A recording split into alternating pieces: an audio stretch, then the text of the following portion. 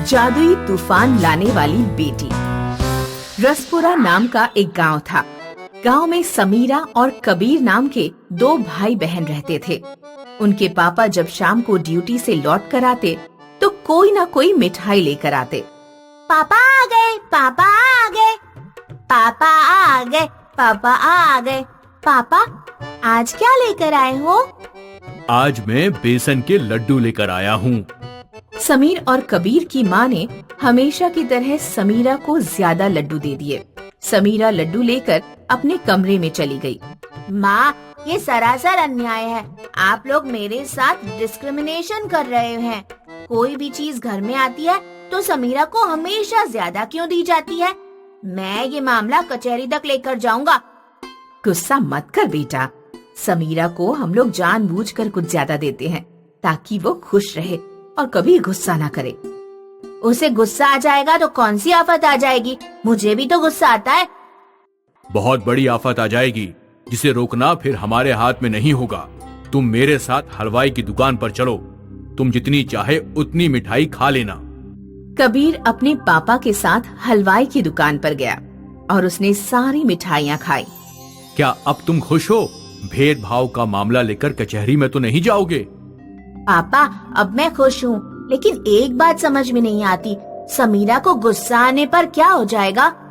बेटा, तुम्हारी बहन तुम्हारी तरह नॉर्मल नहीं है। तुम्हें याद है कई साल पहले हमें शहर छोड़कर इस गांव में बसना पड़ा था। हाँ, मुझे याद है।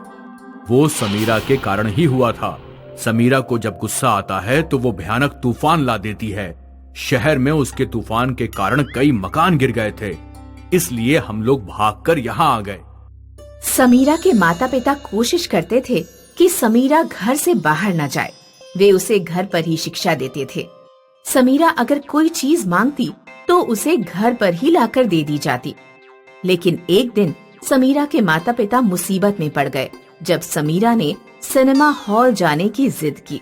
पापा, मुझे मूवी देखने सिनेमा जाना है। मैं आज तक सिनेमा हॉल नहीं गई हूँ। बेटा, तुम्हें जो भी फिल्म देखनी है मैं उसकी सीडी घर पर ले आता हूँ। सब लोग मजे से पॉपकॉर्न खाते हुए फिल्म देखेंगे। नहीं पापा, मुझे सिनेमा हॉल जाना है।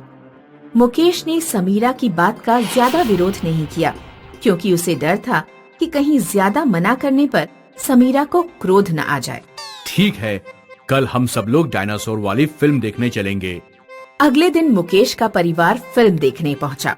समीरा अपनी कोल्ड ड्रिंक का ग्लास सीट के हैंडल पर रख रही थी कि गिलास लुढ़ककर बराबर वाली सीट पर बैठी लड़की के ऊपर गिर गया और लड़की के कपड़े खराब हो गए। ओह, सॉरी, वो मैं ग्लास इसमें फंसा रही थी तभी ये गिर गया। बदतमीज, तुझे तमीज नहीं है? तूने मेरी नई ड्रेस का सत्यानाश करके रख दिया। लड़की समीरा को थप्पड़ मार देती है। समीरा को भयानक गुस्सा आ गया। समीरा को गुस्सा आते ही भयानक तेज हवा चलने लगी। सीटें, सिनेमा हॉल का पर्दा, सब कुछ हवा में उड़ गया। लोग भी हवा में उड़कर इधर उधर गिरने लगे। मुकेश ने समीरा का हाथ पकड़ा और माँ ने कबीर का हाथ पकड़ा। फिर वे लोग नदी की ओर भाग गए। नदी में एक नाव पड़ी हुई थी। मुकेश ने सबको नाव में बैठाया और फिर वे लोग नदी पार करके उस पार पहुँच गए। तूफान कई घंटों तक शांत नहीं होगा, इसलिए अभी हम इस पार ही रहेंगे। अगर गांव में किसी को पता लग गया कि तूफान समीरा की वजह से आया है तो वे हमें गांव में नहीं रहने देंगे। पिताजी, क्या समीरा की इस बीमारी का कोई इलाज नहीं है? बेटा, ये प्राकृतिक शक्ति है। डॉक्टर के पास इसका कोई इलाज नहीं मिल पाएगा। मुकेश जंगल में खाने के लिए कुछ ढूंढने गया और उसने देखा कि एक साधु वहाँ तपस्या कर रहे हैं। साधु जी, मैं आपकी तपस्या भंग करने के लिए माफी चाहता हूँ, लेकिन क्या आप बता सकते हैं कि इस जंगल में खाने के लिए क्या चीज मिल सकती है? इस जंगल में अमरूद और आम मिल जाएंगे, लेकिन तुम यहाँ क्यों आए हो? मुकेश साधु को समीरा के बारे में पूरी बात बताता है। महात्मा जी, क्या आपके पास इस समस्या का कोई इलाज है? साधु ने मुकेश को विशेष जड़ी बूटियों से बनी कुछ गोलियां दी। इन गोलियों को रोजाना सुबह अपनी लड़की को खिलाना। ये 1000 गोलियां हैं कुछ वर्षों में धीरे धीरे उसका क्रोध शांत हो जाएगा और फिर वो तूफान नहीं ला पाएगी। मुकेश बहुत खुश होकर गोलियों से भरा डिब्बा लेकर अपने परिवार के पास पहुंचा। अब हम लोग गांव लौट सकते हैं। हमें डरने की जरूरत नहीं है क्योंकि समीरा की बीमारी का इलाज मिल गया है। समीरा बेटी, तुम्हें इस डिब्बे से एक गोली रोजाना सुबह खानी है। मुकेश का परिवार नदी से घर की ओर लौटने लगा। नाव में बैठकर कबीर गोलियों से भरा डिब्बा देखने लगा। ये गोलियां तो घास की बनी हुई लग रही हैं। अचानक एक तेज लहर आई और कबीर के हाथ से गोलियों का डिब्बा छूटकर नदी में गिर गया। अरे नहीं, ये क्या किया तुमने कबीर? मैंने नहीं किया, तेज लहर आई और उसकी वजह से ये हुआ। नदी में एक मगरमच्छ था। मगरमच्छ ने गोलियों से भरा पूरा डिब्बा निगल लिया। मुकेश नदी में कूद पड़ा। कहाँ जा रहे हैं? वापस आ जाइए, वहाँ मगरमच्छ है। मुकेश ने अपनी जेब से चाकू निकाला और नदी के अंदर घुसकर मगरमच्छ का पेट चीर डाला। उसने मगरमच्छ के पेट से गोलियों से भरा डिब्बा निकाल लिया और नाव पर वापस लौट आया। कुछ देर में उनकी नाव किनारे तक पहुंच गई। मुकेश का परिवार रोते हुए उससे लिपट गया। पिताजी, आपको कुछ हो जाता तो फिर हमारा क्या होता? बेटा, तुम्हारी प्रॉब्लम खत्म करने के लिए मेरा नदी में कूदना बहुत जरूरी था। मुकेश का परिवार वापस गांव पहुंचा। घर वगैरह सब टूट चुके थे। उन्होंने मिलकर दोबारा अपना घर बनाया और खुशी से रहने लगे। हीरालाल अपने गांव का सरपंच था। उसकी 2 बेटियां थीं, करिश्मा और रवीना। बड़ी बेटी करिश्मा हमेशा एक कमरे में बंद रहती थी। रवीना, तेरी बड़ी बहन चुड़ैल है क्या, जो हमेशा घर में बंद रहती है?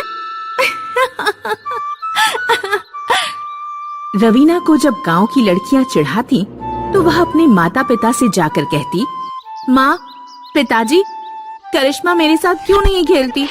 आप उसे स्कूल भी नहीं भेजती। मुझे रोजाना स्कूल जाना पड़ता है। आखिर वह हमेशा कमरे में बंद क्यों रहती है? गांव वाले कहते हैं कि वो चुड़ैल है। करिश्मा चुड़ैल नहीं है बेटी, तुम बाहर जाकर खेलो। करिश्मा की तबीयत ठीक नहीं रहती, इसीलिए वो कमरे में बंद रहती है। रवीना जब चली जाती है तो हीरालाल की पत्नी हीरालाल से कहती है, इस तरह कब तक हम करिश्मा को बंद करके रखेंगे? आज नहीं तो कल लोगों को उसकी असलियत पता चल ही जाएगी। बेहतर होता कि मैं उसे पैदा ही न करती।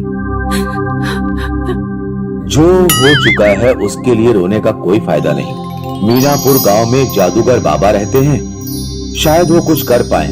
कल मैं करिश्मा को उन्हीं के पास लेकर जाऊंगा। अगले दिन हीरालाल करिश्मा को लेकर जादूगर के पास पहुंचता है। क्या समस्या है बेटा? इस लड़की के हाथ क्यों बांध रखे हैं?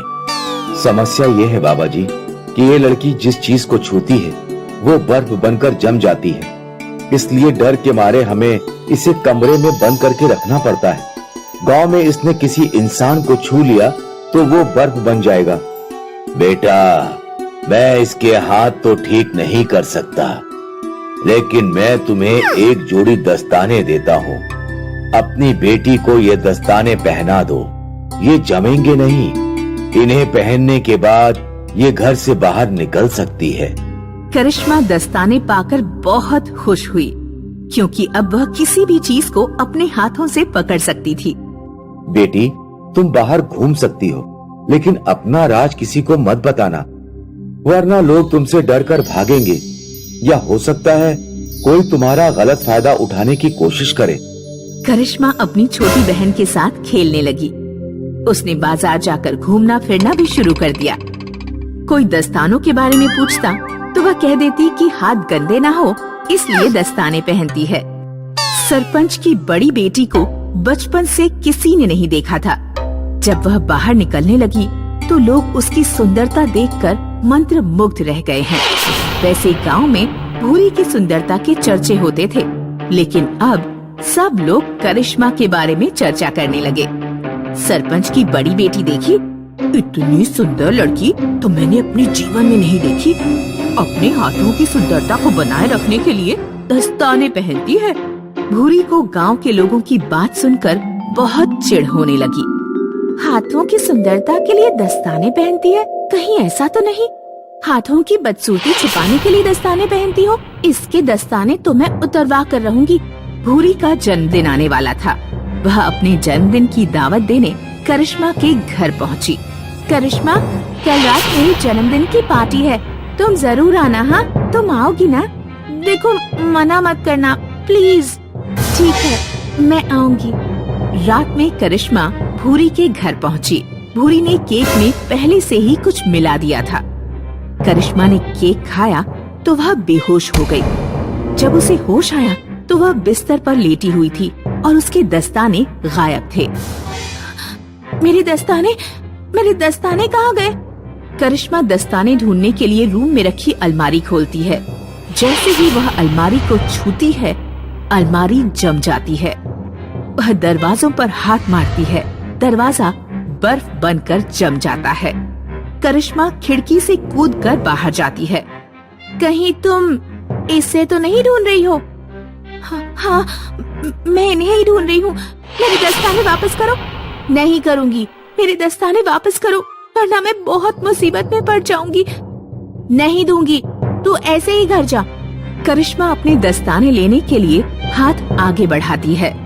भूरी अपने हाथ पीछे कर लेती है। करिश्मा के हाथ भूरी को छू लेते हैं। भूरी बर्फ बनकर जम जाती है। गांव की एक औरत यह सब देख रही थी। करिश्मा, ये तूने क्या किया?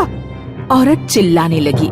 सुनो सुनो गांव वालों, करिश्मा चुड़ैल है, उसने भूरी को जमा दिया। करिश्मा को वहाँ से भागना पड़ता है। भागते भागते वह जंगल पार करके नदी किनारे पहुँच जाती है। वहाँ उसे एक लड़का मिलता है। क्या तुम्हें नदी पार करनी है? अगर तुम चाहो तो मेरी नाव में बैठ सकती हो। ठीक है, मैं तुम्हारी नाव में बैठ जाती हूँ, लेकिन मुझसे दूर रहना, क्योंकि मुझे एक अजीब बीमारी है। तुम क्या करते हो? मेरा नाम बबलू है। मैं शहर से बर्फ लेकर आता हूँ और गांव में बेचता हूँ। तुम्हें क्या बीमारी है? मैं जिस भी चीज को छूती हूँ वह बर्फ बन जाती है। अच्छा, तो ये बात है। खैर, तुम्हें इस बीमारी को अभिशाप नहीं समझना चाहिए। लड़का एक बाल्टी में पानी भरता है और करिश्मा से पानी में उंगली डालने के लिए कहता है। करिश्मा जैसे ही पानी में उंगली डालती है, पानी बर्फ बन जाता है। यदि तुम चाहो तो तुम मुझसे विवाह कर सकती हो।